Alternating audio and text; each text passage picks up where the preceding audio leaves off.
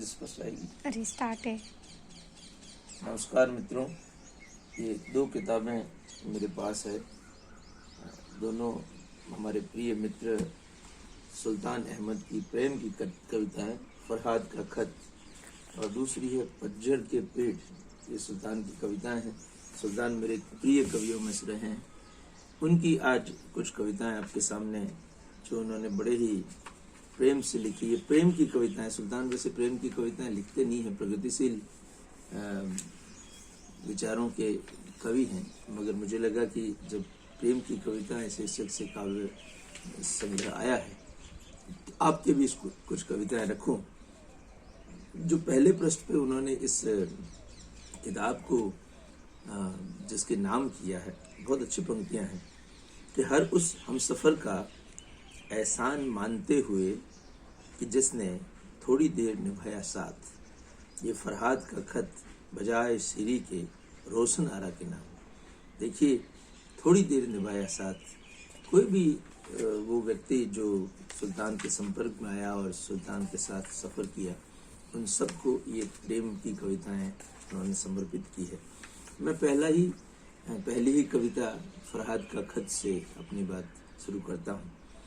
पहली कविता है फरहाद का खत। तुम्हारी आंखों में कम फुहारें नहीं थी कि वो मुझे भिगो न देती सर से कदम तक, मगर उनमें महज मैं भीगता और बहुत बड़ी जमीन प्यास से दरकती रहती। मैं किसी साजिश का शिकार नहीं था कि हाथों में हथौड़े और छैनी तगारे लेकर अपने दोस्तों के साथ निकल पड़ा था पहाड़ को खोदने कि उसमें कैद थी नदी। जितने ज्यादा हमारे छाले फूट रहे थे, हमारे हाथ उतने ही कड़े हो रहे थे। चट्टान पर पड़ती हथौड़ी की हर चोट के साथ। आप देखिए, ये प्रेम की कविताएं हैं, मगर उसके जो बिंब हैं, उसके जो प्रतीक हैं, उसमें जो शब्द उपयोग किए हैं, उसमें सहज ही उनकी प्रगतिशील चेतना सामने आ जाती है। हथौड़े, चट्टान, हथौड़े की हर चोट के साथ हम और ज्यादा बड़े हो रहे थे, एक दूसरे के और नजदीक कि एक दूसरे के दिल में खड़े हो रहे थे। मैं लौट भी नहीं सकता सबको छोड़कर तुम्हारे पास कि मेरे हर छाले पर हजारों बोसे बिछा देती तुम।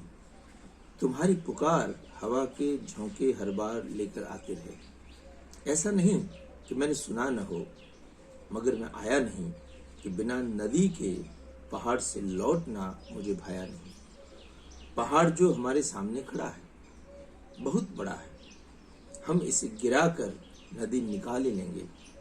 शायद ऐसा न हो, तब यहीं दफन होंगे, मगर कल को कुछ और लोग आएंगे हमारी ही तरह इस नदी को निकालने, जो अपना रास्ता वो कुछ तो आसान पाएंगे। ये मित्रों पहली कविता थी। दूसरी कविता अपनी मासूम चिड़िया से। चिड़िया बहुत मासूम होती है, शायद चिड़िया यहाँ बेटी के लिए उपयोग हुआ हो। कविता है कि तुम चाहती हो दीवारों के बीच जितना विस्तार है उससे कुछ ज्यादा हो। मैं चाहता हूँ तुम्हें पूरा आकाश मिले, पंखों को विकास, शक्ति और अभ्यास मिले, लड़ने को तूफानी हवाएं तो आंखों को वासंती उल्लास मिले। लेकिन इन दीवारों का मैं भी क्या करूँगा, तुम भी क्या करोगी व्यक्तिगत। जब जब तुम्हारे पंखों को लहूलुहान, आंखों को नम देखता हूँ, जी चाहता है तुम्हारे चेहरे को हथेलियों में समेट कर तुम्हारे माथे पर अपने ओठ रख दूं और तुम्हारे भीतर का सारा जहर चूस लूं, मगर अपने हिस्से का ये जहर तो तुम्हें ही पीना होगा और जीना होगा उस भूकंप के लिए जो दीवारों को जीने नहीं देगा। बहुत लंबी कविताएं मैं आपको नहीं सुनाऊंगा, जो छोटी कविताएं होगी उन्हीं को हम आपके सामने रखेंगे। कुछ नदी से कटकर। सुल्तान के यहाँ नदी बार बार आती है, नए नए प्रतीकों के रूप में, बिंबों के रूप में। नदी से कटकर हम हंसते हैं, एक दूसरे को देखकर हमारी हंसी खाली डब्बों के लुढ़कते ढेर सी खड़खड़ा उठती है।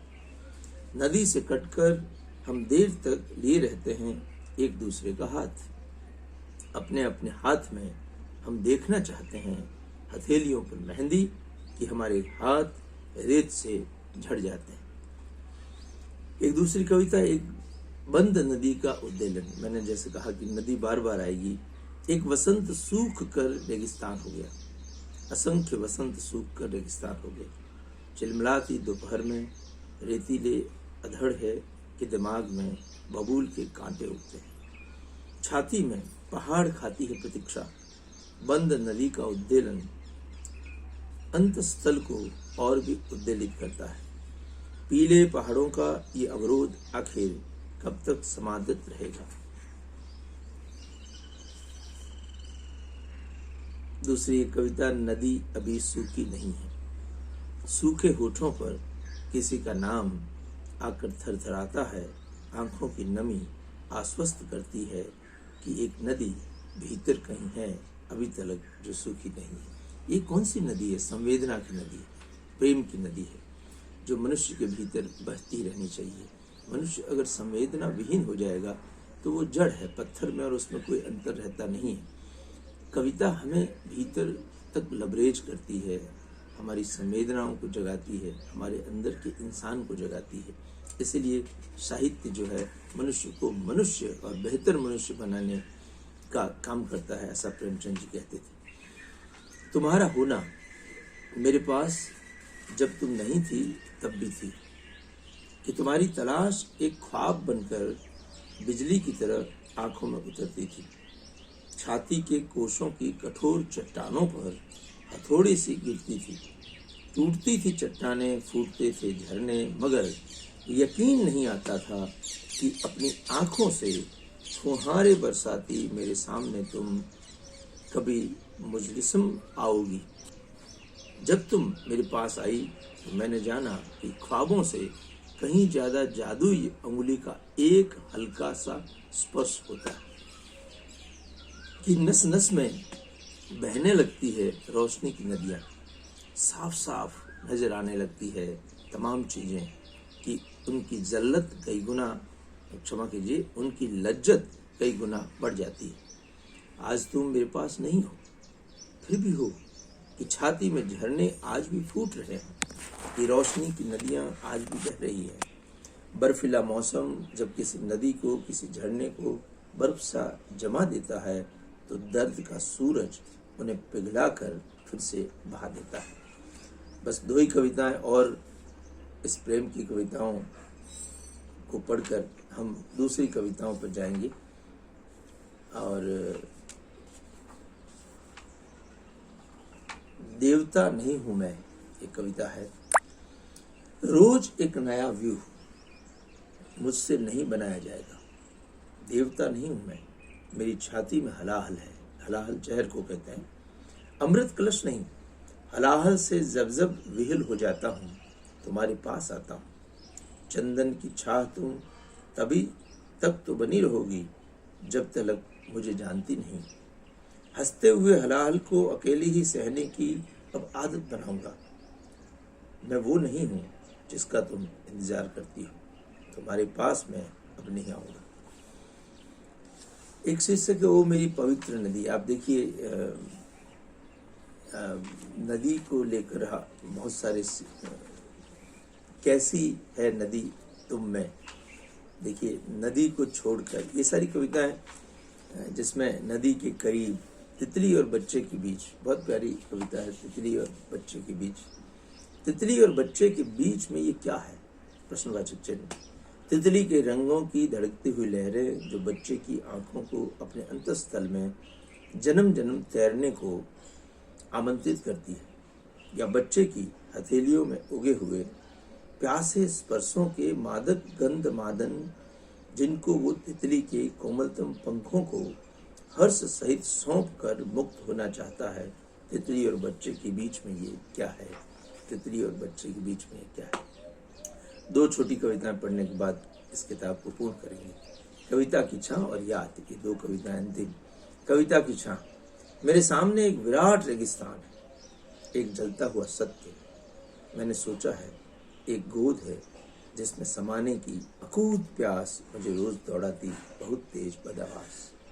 कविता की छां सहला सकती है, बुझो तो नहीं सकती वो तेज प्यास। और दूसरी कविता, अंतिम कविता पढ़ने के बाद इसको खत्म करेंगे कि कभी मुस्कुराहट सांसों में सैकड़ों फूल खिला जाता था, आज वही चेहरा उदास उदास सा आंखों में आकर गर्म गर्म धूल उड़ा जाता है। तो मित्रों, ये फरहाद के खत प्रेम कविताएं सुल्तान अहमद की थी। मैंने आपको रखा प्रकाशन संस्था से, ये दिल्ली से ये पुस्तक प्रकाशित हुई है। मुझे आशा है कि आपको सुल्तान की ये प्रेम कविताएं पसंद आई होगी।